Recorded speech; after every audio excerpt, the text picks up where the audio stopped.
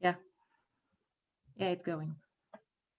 Okay, so I'm not sure about what you mean by we and by need, because there is no we that could possibly decide on this question. And definitely it's not a question of anybody's need or necessity. So there is a whole separate thing about who is the subject, who is making that judgment, and what kind of ideas, what kind of thoughts, what kind of culture, what kind of civilization is influencing the thinking of that subject. But that's a separate question.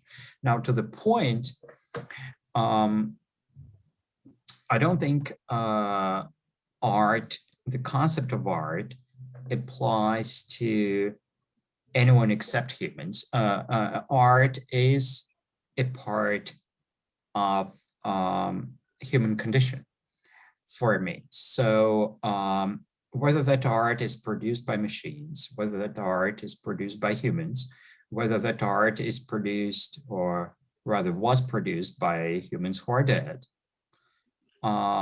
it's art from the point of view of those who are looking at it. So in that sense, I've never been comfortable with the word contemporary. I don't think there is such a thing as contemporary art versus art. That doesn't make sense to me. So there's art made by humans, including dead humans. And surely some of that art, which we think as art made by dead humans, wasn't even intended as art. So in the human world already, it's pretty difficult to define art. And you can try to define art as a piece of work that is completely useless, that is made just for the point of being contemplated, of existing.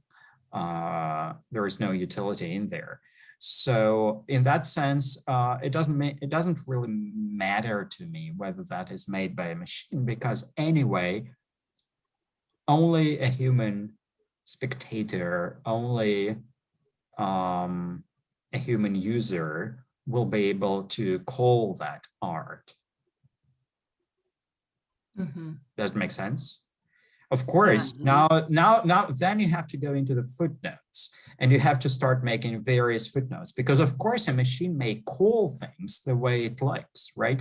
Of course, you can have a chatbot that will be learning and saying, this is art, this is not art, this is art, this is not art. And you can very easily produce a set of sentences on your screen, let's say, or you can make a humanoid robot that will be making these judgments without any understanding, all right, but will be making those judgments. Does it mean that the machine will be able to distinguish art from non-art? No, it won't. It will be producing a number of sentences, a number of statements, but these sentences will only make sense to a human user, right? So if read and perceived by a human, the human will be able to say, yeah, well, this makes sense, or no, it doesn't make sense, or maybe there is something that the machine got right. So of course, even natural language can be manipulated by the machine, so it can call things art or non-art. But that to me is devoid of aesthetic value, right? So it's a pure under-symbolic, what you can call a non-symbolic statement, right? There's no value, there's no aesthetic value in it. Even if the machine can learn, can imitate, can do very well, can do like humans do, aesthetic value in that will only appear when there's a human in the loop. Mm-hmm. So art, from this point of view, is something that is called art, and it's like, okay, and it's called only by human. Well, again, that's why I made that footnote. Art is whatever a human deems to be artsy, artistic, aesthetic, of aesthetic value. It doesn't mean that the machine cannot imitate that judgment. But the machine cannot create aesthetic value. So the machine can perfectly imitate that judgment, learn from various examples, no problem with that. And there is no definition of art in nature, right? So art doesn't grow on trees. Art is not in space. Art is in the human mind. Okay. Yeah, so this is more like concept that creating in our mind, and us, again, as we human, we only can perceive the work in the context of humanity. Yeah, so we can just distinguish the artwork from our point of view, our perspective. So even if, so here is a question about, I think also a little bit about intention, yeah, that what you're meaning. So machine cannot actually like create this intention to produce something, to build something also. Does it relate it to this? Yeah, but well, intention definitely relates to the way we design machines, right? Definitely machines don't pursue their own ends, right? They don't define their own purposes. They don't define in technical terms. They don't define measure functions. So all these things are defined by human programmers.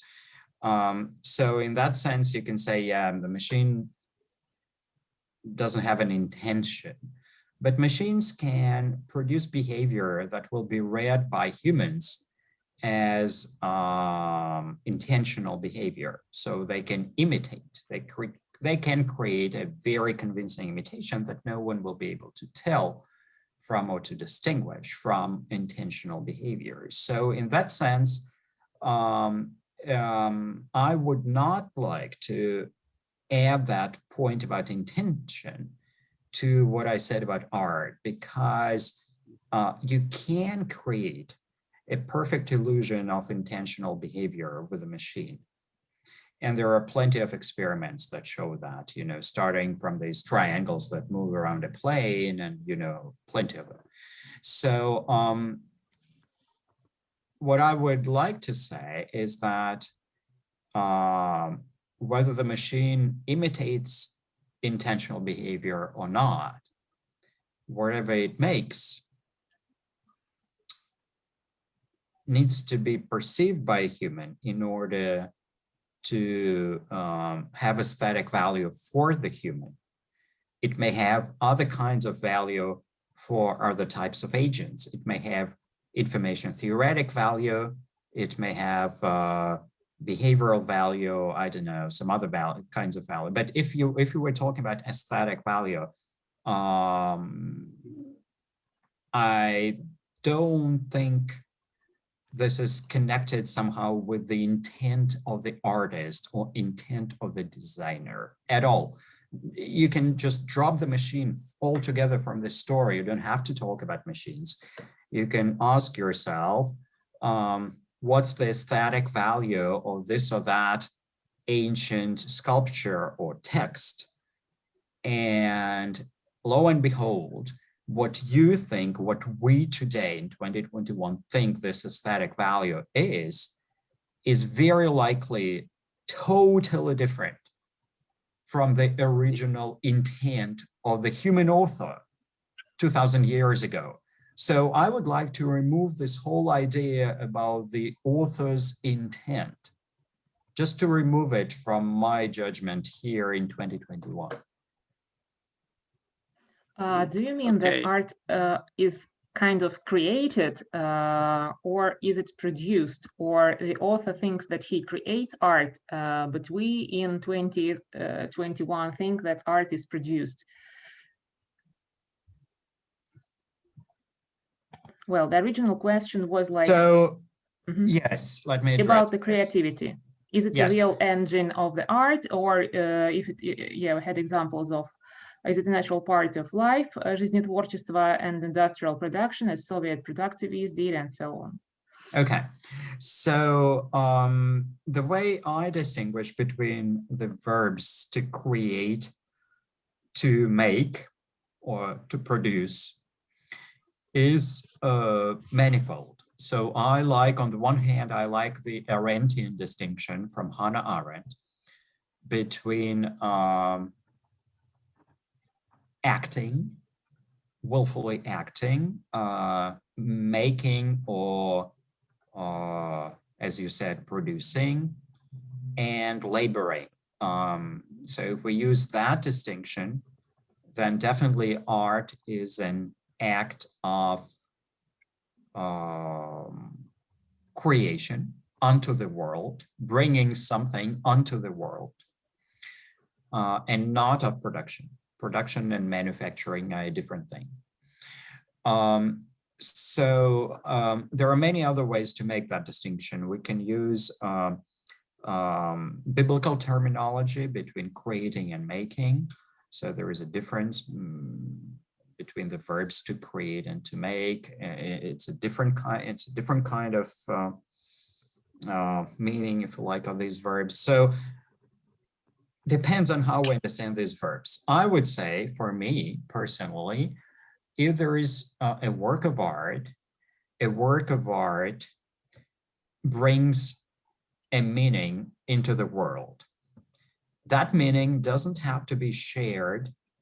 So the author may have their own meaning, a spectator or a reader may have their own meaning, but a work of art brings a meaning onto the world that doesn't have to be objective, can be fully subjective, but definitely the very idea that you bring a meaning onto the world, to me, qualifies as creation, not as production. Mm-hmm. And machines don't bring meanings onto the world, by the way, right? So machines can write beautiful poems. They have no idea about any meaning of that poem whatsoever. Mm. Only when a human reads it, the human says, wow, how unexpectedly beautiful, or how surprisingly ugly. But that's done by a human. Yeah, it's like meaning in the ears of beholder, even if like two humans communicate with each other, actually meaning will be in the one who on receiving end. Yeah, you see, the problem here, yeah, like what you say, the problem here is that everything material, if you like, can be imitated by machines, even down to the very construction of our language. So chatbots can speak, or, you take GPT-3, you guys know GPT-3, right? You take GPT-3, it will write you a text that's constructed in a perfectly indistinguishable way from a text written by a human. So this thing that I'm always pointing at, which I call meaning or whatever, right? It's very hard to capture because it's not down there in anything material that the machine can do. So in that sense, machines can imitate perfectly well and can create great artifacts and can, or rather produce great artifacts. But from an artifact to art, I think there has to be a human in the loop, yes. Okay, so as you often mention this imitation, and I feel it's a little bit reflection more like Chinese room. Yeah, so actually machine can produce, can imitate, but not really can understand. I have like 2 points here I would like to ask. So first one, we as human actually quite often we not really getting the meaning of what we're doing, what's happened, yeah? Mm-hmm. And second one, it's more like thought experiment. Do you even think at some point machine will be able to get some meaning or not just imitate it? Okay, it's just like theoretically, yeah. For sure, we're not close here, but this is one of the parts of our project because as we're talking about, it's like ethics and we more thinking about kind of like future scenarios. So do you think it's possible? Yes, it is. So again, machines can fully imitate this whole process. what does it mean? For example, you tell GPT-3, draw me a green elephant celebrating the Chinese New Year. And GPT-3 will draw you a green elephant celebrating the Chinese New Year, no problem. And then when you see that picture, you say, wow, that's a great drawing, how beautiful. But if you show that picture to another copy of GPT-3, it will be able to say, wow, what a great drawing, how beautiful.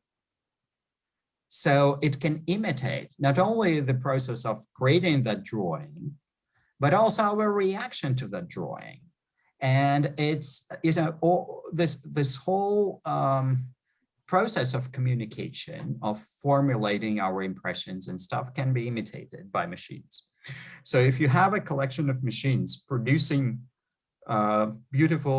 producing certain things, and other machines appreciating these things, evaluating these things. So you have an adversarial network or whatever you have. You can have a GAN network. I mean, it doesn't matter what you have, but you have a bunch of systems. Some systems produce stuff. Some systems evaluate stuff. They can do it in human terms. They can do it in common language. So you can create a whole world where there will be artificial agents producing things and other agents saying that certain things are beautiful and certain things are not beautiful. And in that sense, yes, we can definitely create a world where there will be a strange aesthetics without humans, but there will be certain problems there, because very likely this aesthetics will not be recognizable by us in any way. Why is that? Because we as humans make our judgment based on a number of motives. So our visual system works based on the analysis of symmetry and edges. Machine vision works based on the analysis of texture, not like us. We humans perceive human language and narrative in human language, in natural language, based on the continuity of a meaningful story or something like this. Machines do it differently. So sooner or later, and we can talk about each of these types of data. So if we distinguish a number of these motives that are human, like symmetry for visual perception, or I don't know, or let's say short indicative phrases for certain types of narratives. Machines have no idea of which motives, which fundamental motives are human and which motives are not human. And this doesn't only apply to aesthetics, it also applies to ethics, by the way, but that's a different story. So the a number of machines can create a world with different kinds of judgments within that world. But when we open it up and look, we will probably be very surprised. So in that sense, it's, or maybe we won't even understand anything, I don't know. So in that sense, it would be nice to create a bunch of adversarial networks of GANs that sort of develop their own aesthetics within that world by making certain GANs will be producing work and work of art, and other GANs will be making judgments.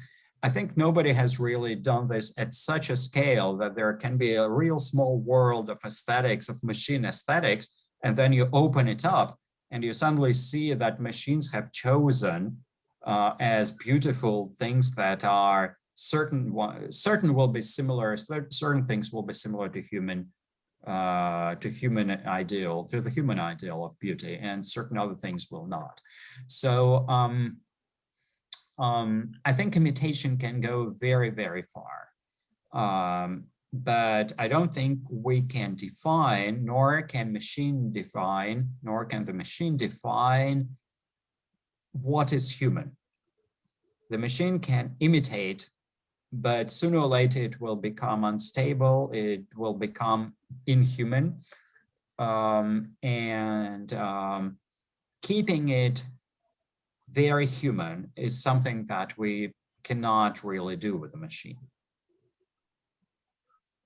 Yeah, I totally agree. It's lack of this like common ground, but this is actually also the interest why I think we need to explore it, because from my perspective, I think machine can actually show us something what we can be wrong at, because we have like too much context, too much like cultural background, historical background, and a lot of things actually we can perceive as right to do or beautiful, but this is actually, it's just limitation what we was teaching, what teach for, what we was like primed for, right? So yeah, this I agree. This kind of word could be interesting. Yeah, so these things that I call motives, they can be definitely coming from your cultural background, your civilizational background. I think aesthetic motives that are fundamentally at work in the Western world are probably not the same as in China.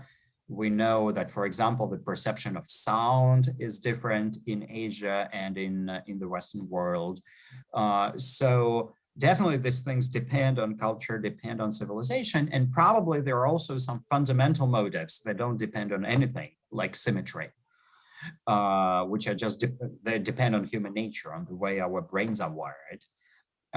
And if you want to design a machine, the machine will have none of these things, right? The machine will learn to imitate in some, probably in some non-interpretable, unexplainable way, definitely not using these human motives, but using some other parameters, hyperparameters in a neural network, which we have no idea what they mean. So in that sense, yes, it's interesting to have a machine do its work, show it to humans, and see how humans will be applying our metrics, you know, our motives, our aesthetic reading upon a work produced by the machine. That could be fun for sure, and we've been doing that, right? Yeah, and I want to speculate on the thing that how do we bring meaning to art or to anything, and like if we go to linguistic approach and to Ferdinand de Saussure, like how meaning and value are brought abroad. It's like a metaphor of chess game and just a work of comparison. It's like if we compare something to something, there is a meaning, and that classical example of mutton and sheep. It's just only the comparison of contexts, and that's how the meaning and value goes out. Yeah, If we speak that's a long story. Autonomous That's a long word, story. So just before we go, I'm definitely not a Saussurean structuralist in that sense, but I'm more of a French structuralist in the sense of Lévi-Strauss and people like this. So I don't think meaning is an ontological category that is there in the world. I think what is there in the world is structure. And that's why I'm using this term of motives. Certain types of structures that I call motives are human. They are characteristic either of human nature or of human condition. But that's not the only tradition. Of course, you can use Saussure if you like. You can also do something very Soviet. You can use Soviet semiotics, which exactly distinguishes between structure and meaning. And the whole Tartu school of semiotics, Lotman and company, we have a seminar actually at Vyshka on similar things right now. So you can make that distinction between meaning and structure, but you don't have to. And I'm actually not posing meaning as an ontological primitive. I think meaning is reducible to structure, except that it's reducible to certain invariants of structure that characterize human beings. And unfortunately, machines don't reproduce these invariants. They learn in different ways, not like humans do.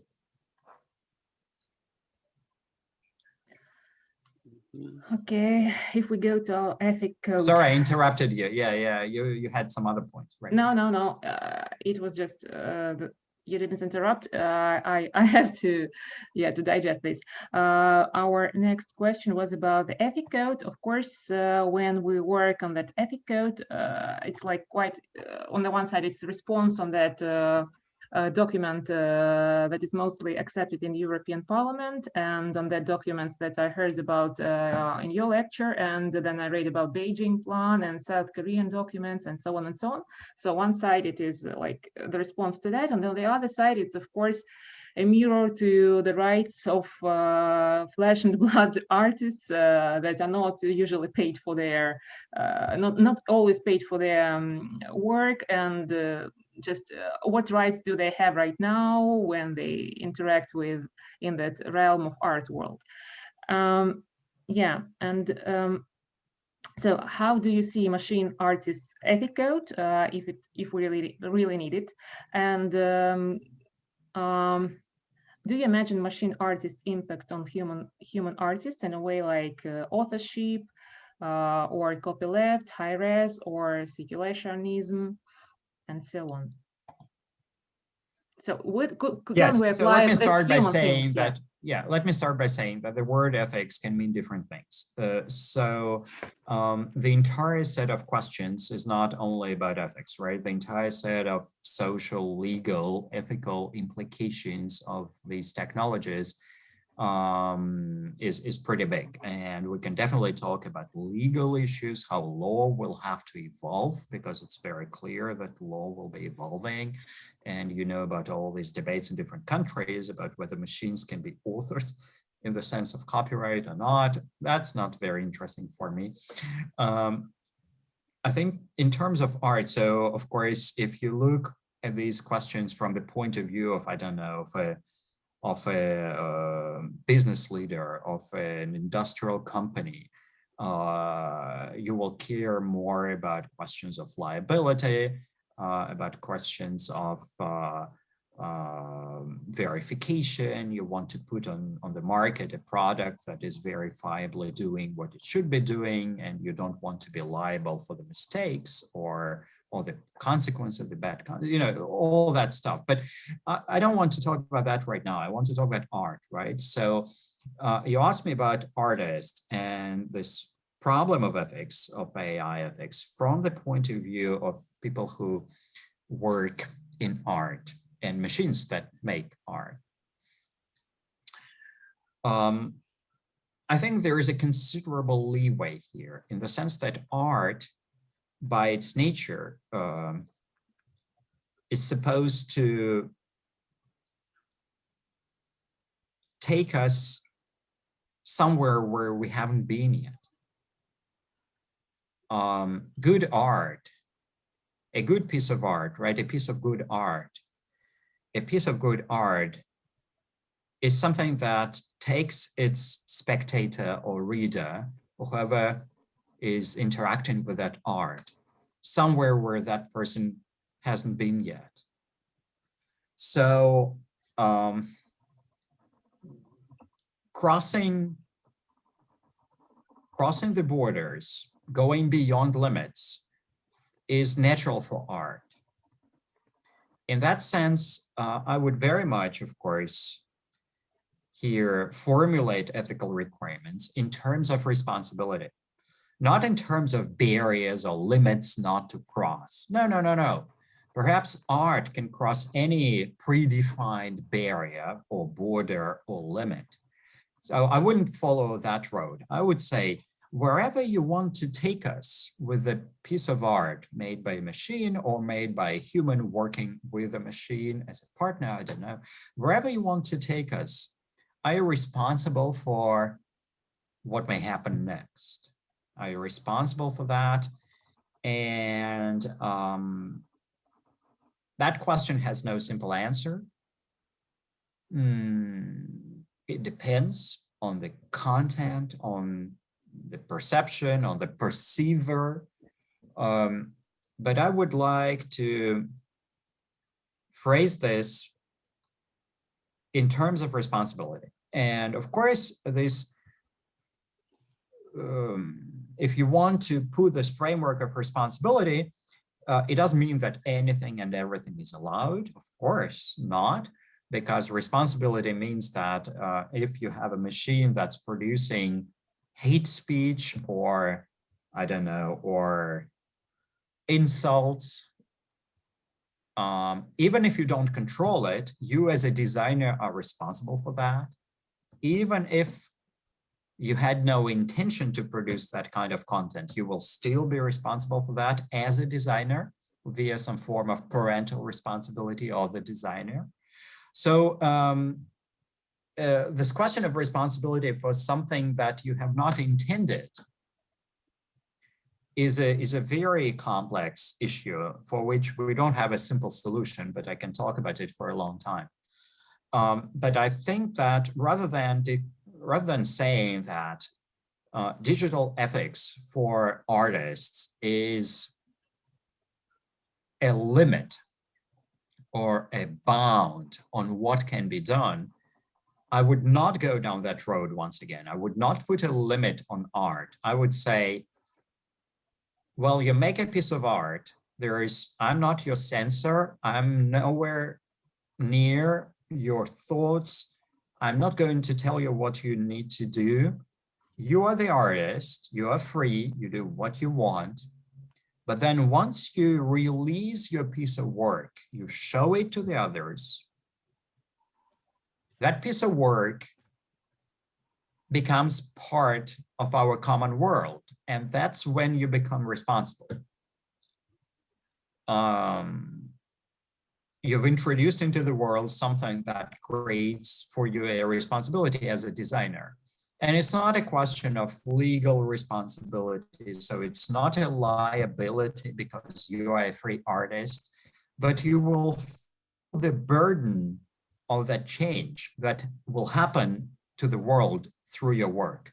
So I would very much place that responsibility on the artist, but not translate that responsibility into any limitation or constraint on what cannot a priori be done. You see what I'm saying? Yeah, but previously you told that all values and meanings are changing through years.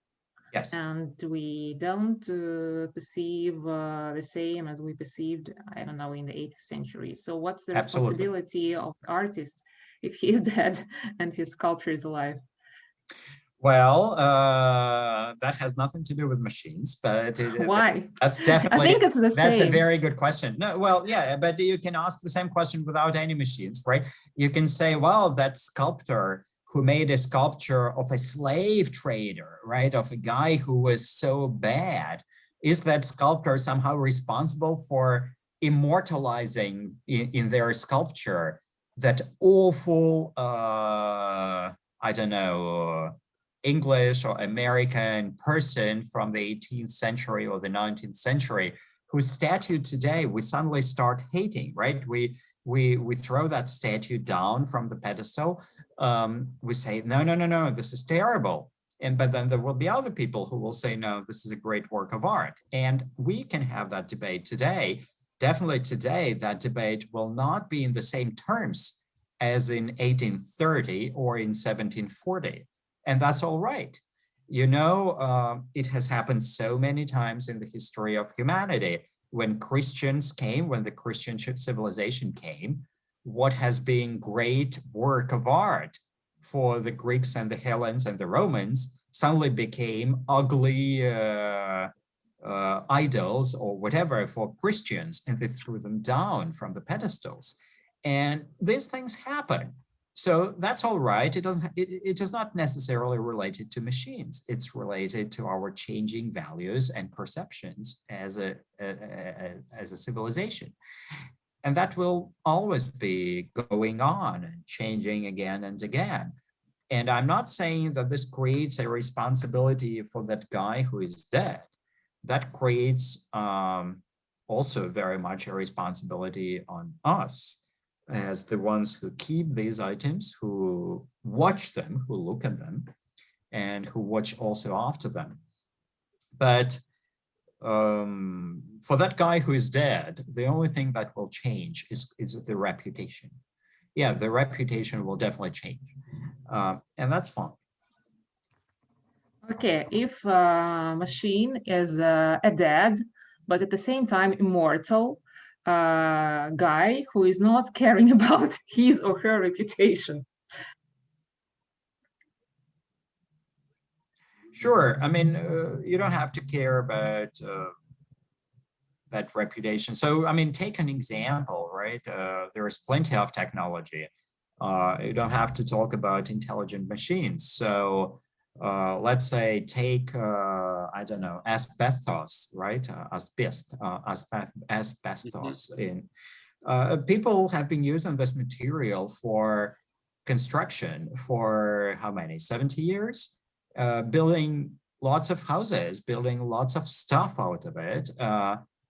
And then suddenly discovering that it was cancerogenic and not using it anymore. So the reputation of the material went down, completely down.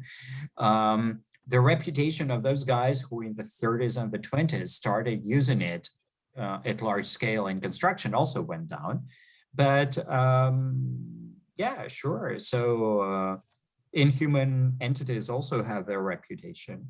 They just don't care about it because asbestos by itself doesn't care about its reputation, but that's all right. So yeah, a machine can create something that will be seen as beautiful one day, and the next day it will suddenly turn very ugly. The machine will not take any responsibility for that. And that's the whole point of my book, by the way, of Les Robots et le Mal, which doesn't exist in English. It exists in French and a short version in Russian, called in Russian Машина доносчица. The point is that the machine is not a moral agent. Moral agents are only human. Non-human agents are not moral agents. Morality and ethics in general doesn't belong to non-human agents. It doesn't grow on trees. So we need to, because of the imitation thing, because there is this ongoing projection of moral qualities, not only of, I don't know, not only of visual qualities or speech, but also of moral qualities in machines, because we project these qualities on autonomous entities. We have to design specific procedures in order to extract these non-human agents from moral judgment, because they are not moral agents, and moral judgment on them can only be done by projection. But if there are procedures that can extract them from moral judgment, then this moral judgment will be distributed among human agents only. And the point of my book is in discussing how randomness, how the use of chance is one such procedure that extracts non-human agents from the projection of morality, which is not theirs. Yeah, and how to make decisions with that tool by accidents. Yeah, but can you predict the moment when that moment of singularity or something like that, when a machine is so learned and so powerful that it will really have his own motives and be an agent in law, in legal terms, becoming a subject, and as a lawyer told us, like the main punishment is a humiliation and feel something like that. Do you predict it? No, I think all of this is nonsense. So Mr. Kurzweil is saying nonsense, of course, and he knows it, but he likes to have adepts and he likes to have people who follow him, so that works. Mr. Bostrom is a very intelligent guy, and I think he made a fundamental mistake because the whole idea of competition between a machine and a human is, to me, completely devoid of interest. Machines don't define their own purposes. So in that sense, a machine doesn't decide. on pursuing this end or that end. A machine can make a choice from predefined options. But again, the function according to which it will make that choice, the measure, will again be predefined by the human programmer or designer. So in that sense, machines don't choose their ends, right? They're not free. But it doesn't mean that there is nothing to fear. So rather than this sort of competition when the machine will become powerful as man, what does it mean powerful? Well, definitely not powerful in terms of freely deciding to kill a man, right? No. What kind of power are we talking about? Well, the fundamental mechanism, once again, for me is not competition, is not an opposition between a machine and a human, but mutual imitation, the double mimesis, the mutual imitation. So if there are many machines around us, and the machines can be extremely simple, they don't have to be all powerful, super intelligent machines. They can be very simple machines that just do basic things for us, like, I don't know, show us information on a screen when we ask for it, and that's it. So as we evolve in a world full of these machines, we'll be imitating their behavior and their values. So for example, we'll be using, so if you have a machine that speaks natural language, but in a twisted way, for example, it uses special phrases, or maybe it will not use certain words, never.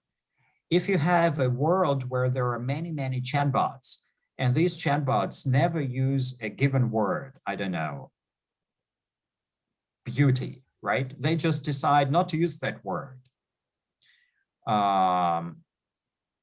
Then probably after 10 or 20 years, there will be a whole generation of humans who will not be using that word, right? Because when we interact with machines, we also learn and we imitate their behavior. So the big change is coming through this double imitation, the mutual imitation. Humans will be changing because they are interacting with machines, and through that interaction, they are imitating machines. Not because they somehow remain human here against machine there and they will be competing. No. We're already changing. We're already not human in the same sense as people were human in 1850 and not even in 1950. Mm-hmm. Yeah, it's kind of coevolution, right? Yes, and that's the mechanism through which this change really comes. You know, it comes often unseen, often unnoticed, right? In Russian, I would say "тихой сапой," right? It comes unnoticed, but it may become a major thing when we think about it 20 years later. So one example that everybody knows is the use of shortcuts. When we write today, right, we write very often in English, we write PLS for please, right? Or we write in SMS language in shortcuts. Look, people 100 years ago didn't do that. Where has it come from? Where did we get that? Well, from the machines. Because we have the keyboards, right? And on a keyboard, when you type something, you want to type a condensed message. So this value of condensing information is a machine value. But now I can't agree. I can't agree at this point. Okay, sure. Because like Old Slavonic and just Arabic and some other languages don't use vowels when in that's not about condensing information at all. That's a very, and what is it about? The origin of this whole thing is totally different. It's not that first there used to be some kind of scripture with the vowels and then somebody decided to condense it. No. Whereas the thing I'm talking about, the SMS language, we had normally in human civilization, we used to write words in full in Russian, English, French, and whatever language you want. We used to write words in full. We didn't write PLS for please 100 years ago. And then we, as a group of people speaking English, we decided to use that kind of notation. Whereas in Semitic languages, things you're talking about in Semitic languages, the use of vowels, that's a very different kind of scripture, because the scripture, well, I mean, we can talk about it. The scripture only shows you the root of the word, but not the word itself. So that's not a decision that comes over and above a previously existing system. Old Slavonic is not about the roots, but on reducing the place, and it's mostly the same. Like we don't write Boch, we write BG with a special sign. It's not only about the roots. I think that it's like the idea of reducing something is in the blood of humanity. Sure, but it's not the first time. I'm not saying it's the first time in the history of humanity that inscriptions had to be condensed. For example, if you look at inscriptions on icons, because there was limited space, they developed a very elaborate method of condensing these things. This actually comes from Byzantine Greek, the way they wrote in Byzantine Greek, and that on its own comes from the way the Roman inscriptions were designed in late antiquity. So there is a whole tradition, indeed, in human civilization of condensing messages when you don't have enough material space for writing that message, right? So that comes from inscriptions in, you know, in late antique moments and things like this. But here we have something very different. We don't have limited space. It's all gone, right? We have here a new way of writing these things not by some scribes or, I don't know, or icon painters, not by a professional league, but by everyone, by the users. Everybody is a user. And we don't do it because we don't have enough space. We do it for speed, right? We do it, our screens are not limited, but we do it because we want to type it faster. So it's different in scale. Everybody's doing it, not just some professionals. And we don't have that material limit, but we do it anyway. But we can definitely discuss this particular thing for a long time. Yeah, I have only the last question. It's not in the list. You were mentioning always the notion of beauty as a measurement of aesthetic. Do you still think that it is a measure of aesthetical value, even if we speak about avant-garde or just contemporary art that you don't like to know to mention? No, of course not. No, definitely not. So I'm not that much arrière, right? So aesthetic value is probably the right term, and I would like to use the word aesthetics first.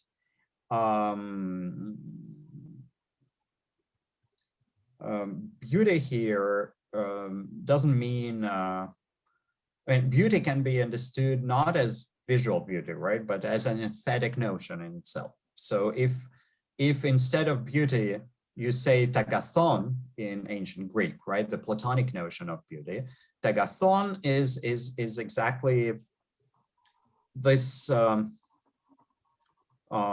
abstract beauty, if you like, the idea of beauty, not a visual not through visual perception, not through nice perception, but through aesthetic value. So if I said beauty, I meant that notion of aesthetic value, the abstract ideal of beauty. And that doesn't have to be visually pretty, that doesn't have to be nice, but it will still have aesthetic value, even without, and beauty as an ideal term, without being nice or pretty. So yeah, distinguishing the prettiness and beauty. Yeah, and what about sublime? Does it have connection with it? No? It's another realm. No, well, no, I mean, yeah, we'll have maybe, for me, sublime is a kind of human perception that provokes almost a metaphysical reaction. So certain kinds of perceptions will push you to reflect on metaphysical notions. And there can be different metaphysical notions. You know, the place of a human in cosmos, or eternity versus time, or whatever. So whenever a work of art pushes you toward metaphysics, I would say it's dealing with the sublime. Mm-hmm.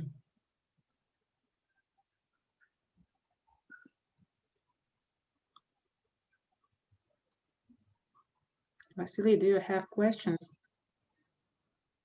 I think I'm fine. I think we're running out of time a little bit. Yeah, so, okay, it's already 8 yeah, here. Yeah.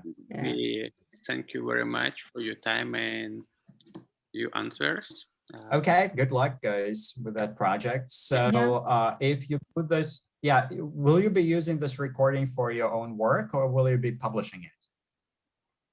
As you wish. First, we want to use it. You can do both. You can do both. Just if you publish it, then please send me the link, right? So just tell me where you publish it.